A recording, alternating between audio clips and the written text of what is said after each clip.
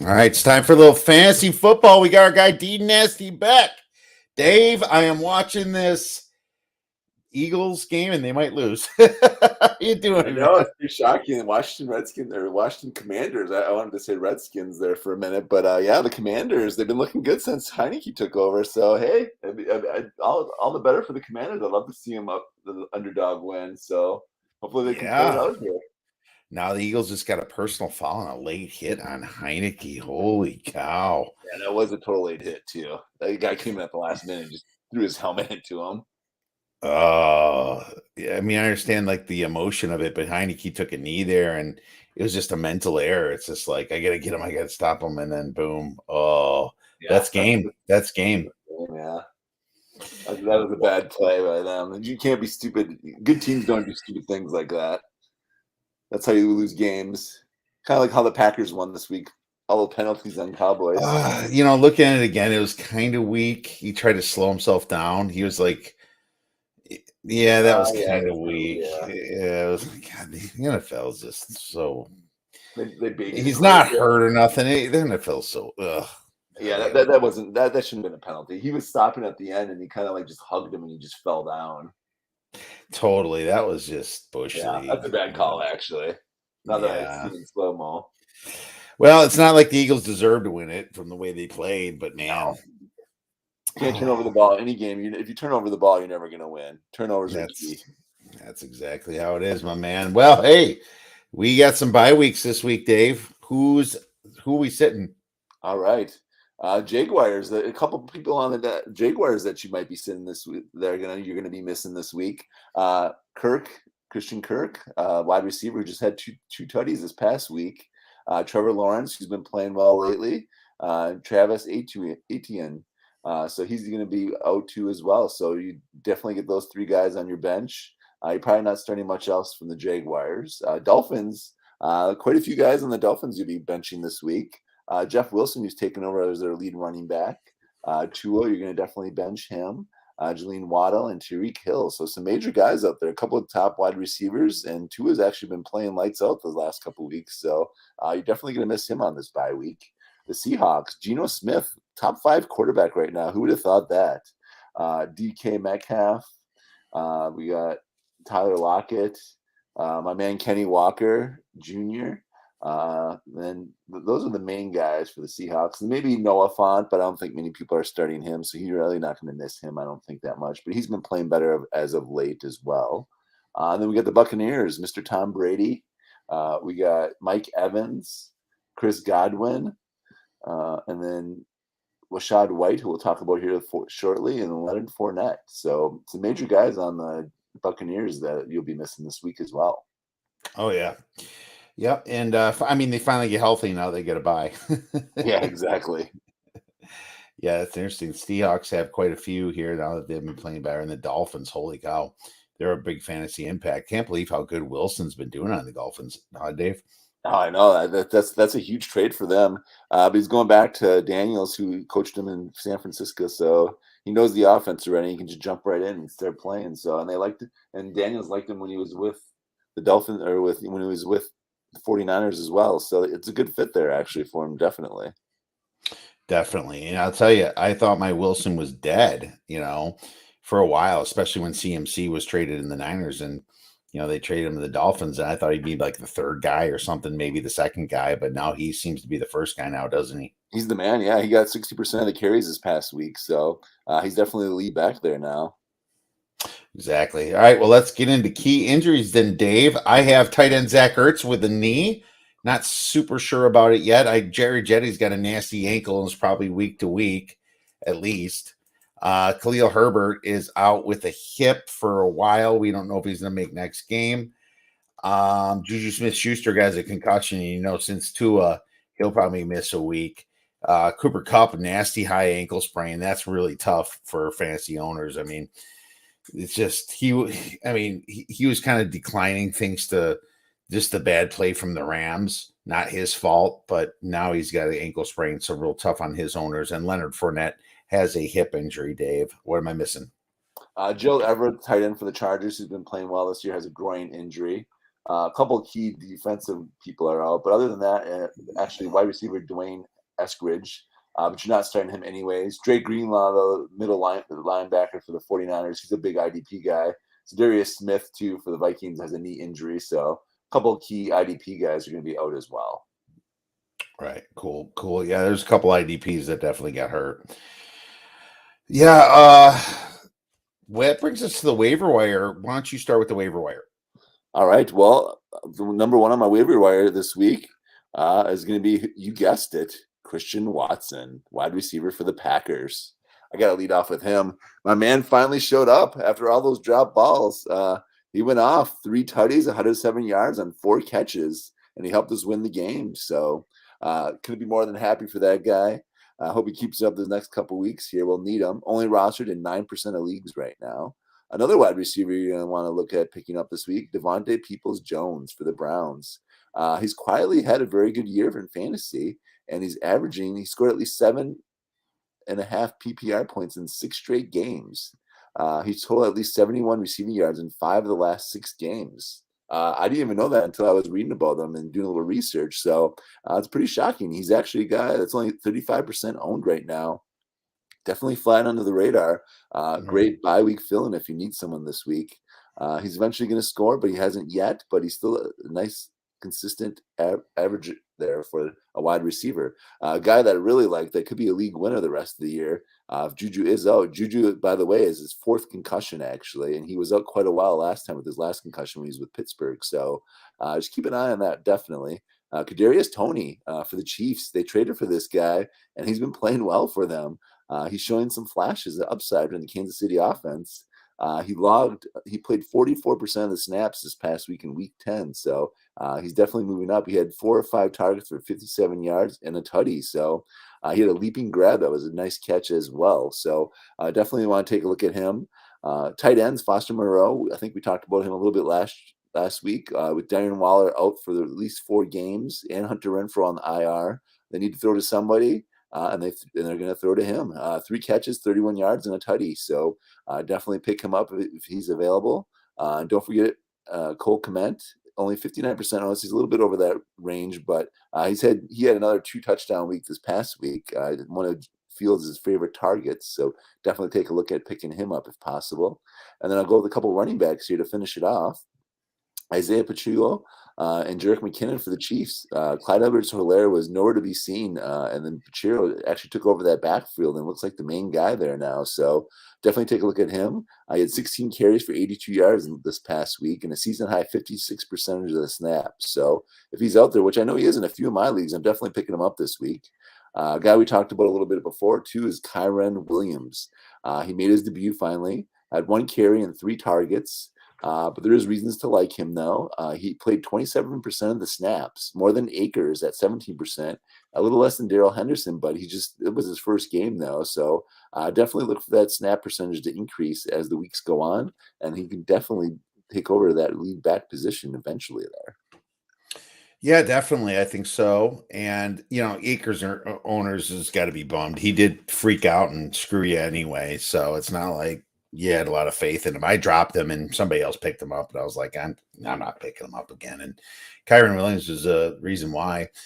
Did you mention Nick Westbrook, Akini?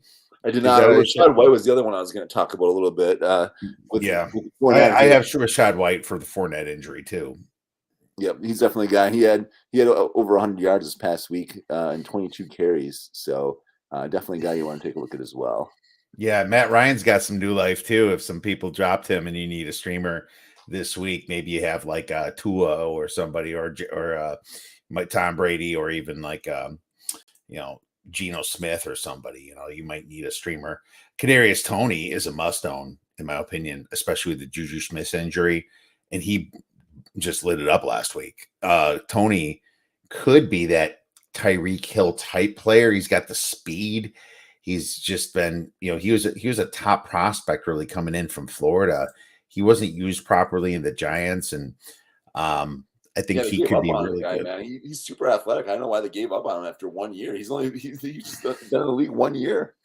There's some disagreements there, and I know he was injured a bit, so that there's that. But it's weird that they draft him and trade him. I thought that was strange. It was same thing with the Pickens pick, and then they trade Claypool. There's a lot of weird stuff going on with these teams that makes no sense. There's stuff that we don't hear about either. So who knows? Like some back end stuff. Tristan Ebner too for the Khalil Herbert injury. You might want to pick him up if you need running back really bad. If Herbert's going to miss some time, it'd be Ebner from the Bears. That brings us to non-starters trending up for week 11, Dave. And I'm going to start with Kadarius Toney. I think he's going to be great if Schuster's out a week, which we expect, and Hardman's been out, so I think he's going to have a massive game against the bad Chargers D this week. So I like Juju Smith or Kadarius Toney. Darnell Mooney versus a bad Atlanta secondary is big. I know Fields doesn't throw the ball a ton, but I think he's been worked in a little bit more now, and Mooney's going to get a few catches. Wide receiver Christian Watson versus the Titans, I think, is going to be big. The Titans have a good run D. They don't have a good pass D. Wide receiver T. Higgins versus the Steelers will be big. So he's kind of borderline starter, so I mentioned T. Higgins, Dave. Especially, I think Jamar Chase should still be out. Wide receiver Darius Slayton versus the Lions is good. I like his matchup versus the Lions. You saw that big explosive play he had last week, Dave, for the Giants. He's actually coming on now. He's finally living up to the hype that we had on him a couple years ago, actually. Absolutely. And my prop play, Brian Robinson, I took him over 33.5 yards. That cash like close to the first quarter. I mean, I think Robinson ended up, let me just check tonight. He's going to be like a starter for sure. 86 yards, 26 carries, 86 yards, and a touchdown tonight for Brian Robinson. The Washington football team's figured it out a little bit more. They're not as bad as they used to be. And just obviously beating the Eagles, that should tell you something. Wide receiver Drake London versus the Bears, horrible secondary is huge this week too for the Atlanta. So I think I don't like Mariota much as a pass catcher, but he's got some easy going this week against the Bears. So those are my non-starters trending up. What are yours? I do like the Ron Brown against the Giants too. The Giants have been playing well, but I like him. He's probably a borderline starter for you right now, but if he's not, he's definitely plugging him in this week. Van Jefferson with the Cooper Kupp injury, he's a guy you might look at picking up as well this week that we didn't talk about. But Van Jefferson's probably out there on some waivers, and I think he's going to be a guy trending up this week with Cooper Kupp out. He had a touchdown this past week, and he's finally getting healthy now. Over the last couple of weeks, he's getting healthy. So Van Jefferson's definitely a guy that he's trending up right now. I like a couple of the guys you said too. I do like Drake London and Kyle Pitts. That matchup they have against that poor defense that they're playing. I do like that matchup for them against the Bears. Even though it's your team at Kiev, I still like that matchup for them. I do actually like Cole Kmet, though, against the poor Falcons team, too. So, and Darnell Mooney, I agree with you on that one, too. So I do like that game. There's going to be some fantasy points in that game, definitely with those two bad defenses. So I do like those matchups. I like Isaiah McKenzie for the Bills and Khalil Shakur. Both those guys have been coming on lately. And the Bills, I think, are just going to crush the Browns this week. So I do like that matchup as well. Yeah. I like Jahan Dotson, the rookie for the Commanders. He's back and he played tonight. He didn't do much tonight, but I think now that he's healthy, I think they're going to start going to him a little bit more against the poor Texans D too. I do like Gibson and Robinson too at running back. I think definitely all the starters for Washington are trending up against that poor Texans defense.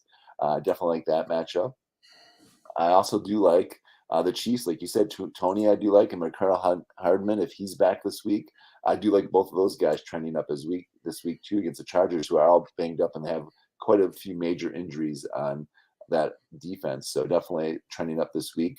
I'm going to say Tyler Boyd. T. Higgins, I think, is borderline starting right now anyways, but I'm going to say Tyler Boyd is the guy I'm definitely looking at with the Chase injury still out.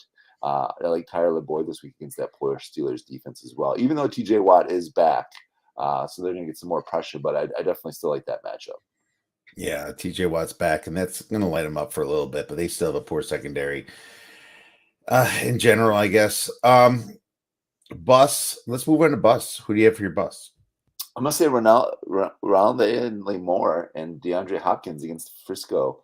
Their defense has been playing well for San Francisco. They're on a little win streak here. They're back to over 500 at 5-4. So I'm downgrading both the receivers for them and Kyler Murray coming off injury if he does play. So I don't like a lot of the starters against that tough San Francisco D.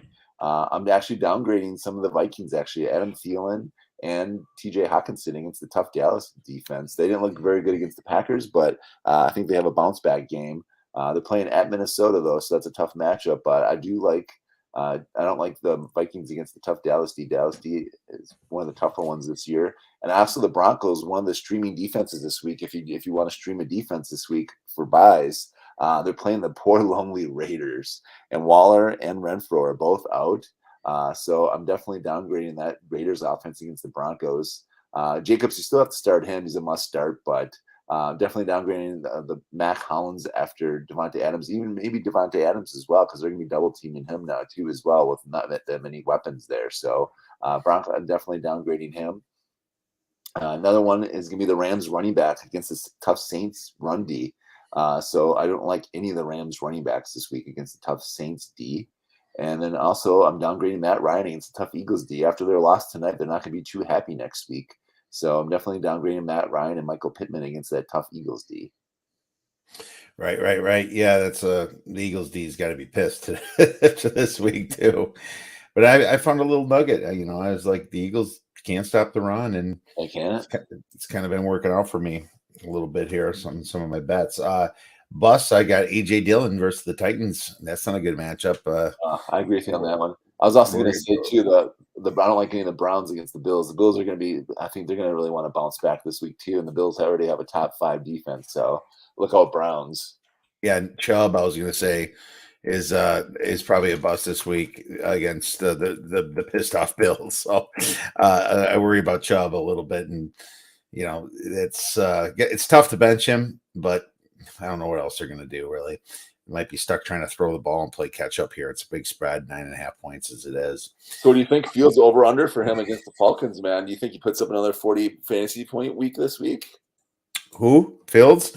Yeah, he was my sleeper last week, Dave. He was my nasty sleeper, so I can't use him again, though. He's a starter. I hope you put him in for Herbert. I did. He helped me win tonight. I won by 2 points in your league, and I beat you this week by a couple points. And Justin. Oh my God, that sucks. I scored like 197 points in that IDP league, and when you score 197, you usually win. That was a tough one. You had Warner at the end, Fred Warner, and I had some other bum going and I was like, we both had 2 defense players, but I knew that Warner was better. I was like, I'm toast.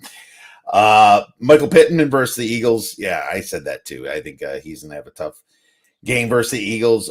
James Conner versus the Niners. I say you said the receivers there. I think James Conner is gonna have it rougher than the receivers, but either way, they might both be busts. Devontae Foreman versus the Ravens is kind of ugly this week.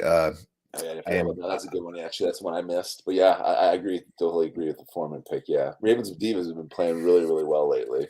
They have, and they got Roquan Smith now. Yeah. So that's going to be interesting. Ryan Tannehill versus Green Bay, even. I think like I said last week, David, I like Green Bay secondary a lot. And even with their secondary hurt, they still were able to do enough to slow up Dak Prescott a little bit. So Rudy. I am not sure that Tannehill's going to have a great game again.